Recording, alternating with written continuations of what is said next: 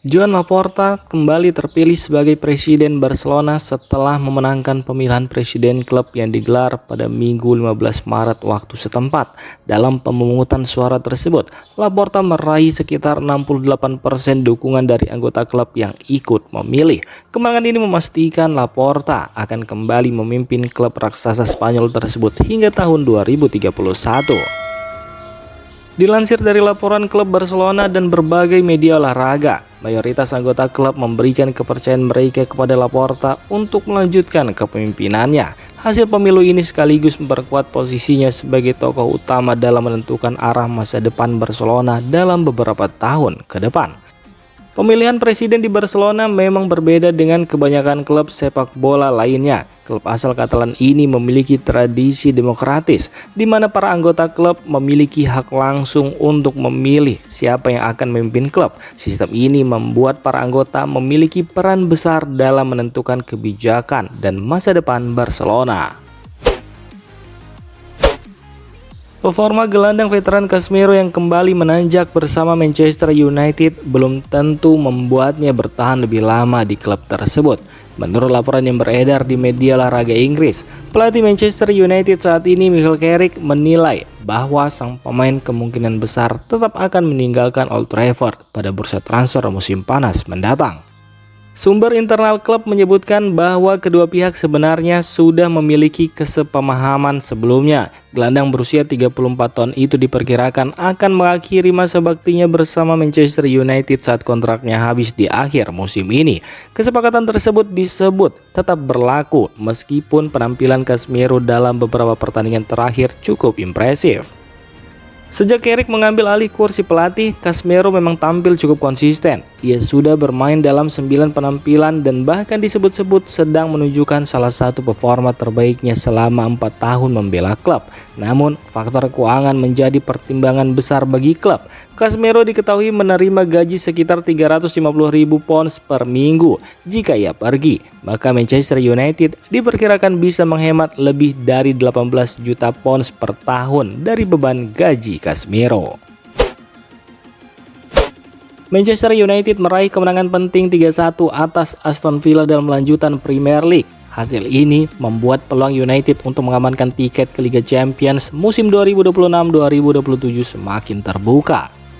Namun gelandang muda United Kobbie Mainoo langsung memberi peringatan bahwa perjuangan timnya musim ini belum selesai. Seperti dikutip dari unggahan Instagram pribadinya, Mainoo menulis pesan singkat, "Kami belum selesai." Pesan itu menegaskan Manchester United tidak ingin cepat puas meski baru saja meraih kemenangan penting. Saat ini United masih memiliki 8 pertandingan tersisa di musim ini. Jika mampu menjaga konsistensi, mereka berpeluang kembali tampil di Liga Champions setelah terakhir kali Manchester United bermain di kompetisi tersebut terjadi pada musim 2023-2024 saat masih dilatih Erik ten Hag sebelum akhirnya tersingkir di fase grup. Rumor kepindahan Xabi Alonso ke Liverpool kembali ramai dibicarakan dalam beberapa pekan terakhir. Nama pelatih asal Spanyol itu disebut masuk dalam daftar kandidat pelatih Liverpool untuk musim depan. Spekulasi semakin kuat setelah muncul laporan yang menyebut Alonso sudah melakukan pembicaraan dengan petinggi klub di Anfield. Situasi ini juga muncul di tengah ketidakpastian masa depan pelatih Liverpool saat ini, Arne Slot. Namun kabar tersebut langsung mendapat klarifikasi dari agen Alonso, Iñaki Ibanez. Menurut laporan Win-Win yang dikutip Football Espanya, Ibanez menegaskan bahwa kliennya memang sedang mempertimbangkan berbagai tawaran untuk musim depan, tetapi belum ada pembicaraan kontrak dengan Liverpool.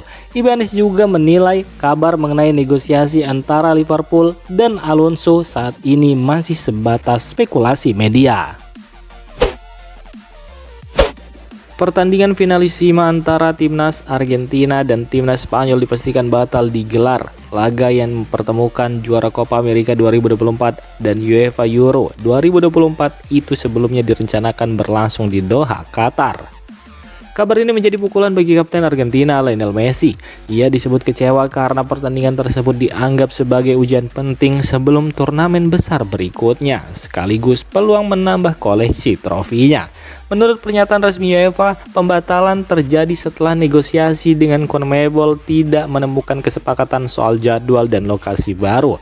Federasi Sepak Bola Argentina sebenarnya sempat mengusulkan agar laga digeser ke 31 Maret, namun usulan tersebut tidak disetujui oleh UEFA karena tidak ada titik temu. Finalissima yang sangat dinantikan penggemar sepak bola dunia akhirnya resmi dibatalkan. Jay-Z tampil saat Sassuolo menghadapi Bologna pada pekan ke-29 Serie A di Mapei Stadium. Namun Sassuolo harus menelan kekalahan tipis 0-1. Satu-satunya gol dalam laga tersebut dicetak oleh Cisdalinga pada awal pertandingan. Media Italia Sassuolo News menyoroti proses terjadinya gol tersebut dan menilai ada kesalahan dalam penjagaan dari Jay-Z.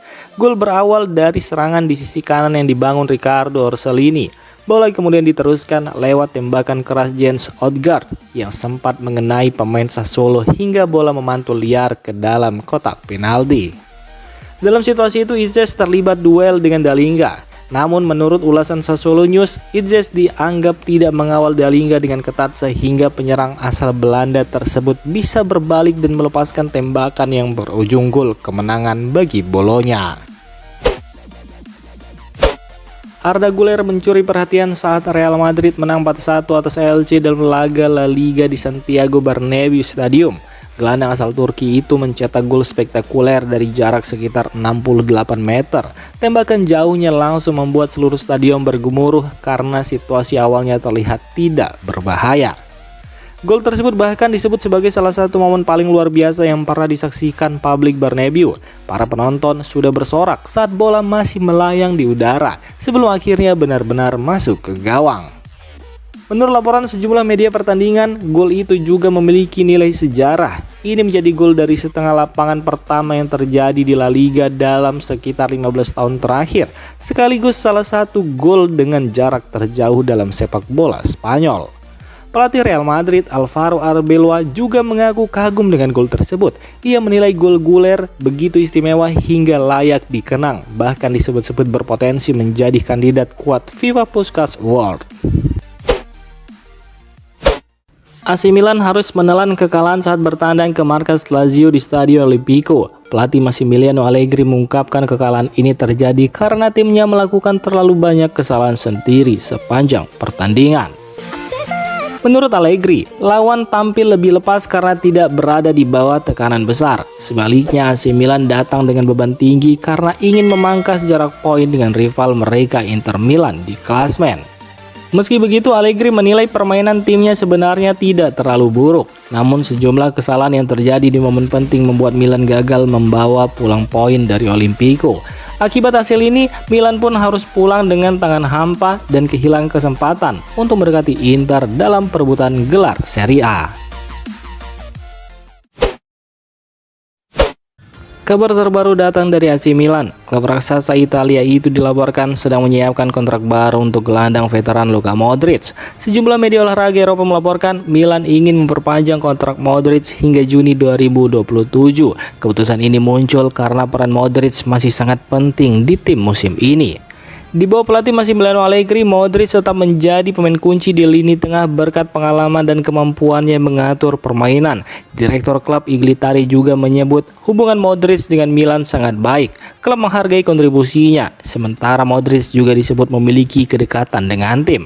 Meski begitu, Milan tidak ingin terburu-buru. Klub memberi waktu kepada peraih Ballon d'Or tersebut untuk menentukan masa depannya. Jika tidak ada perubahan besar, peluang Modric bertahan di AC Milan hingga 2027 disebut cukup terbuka.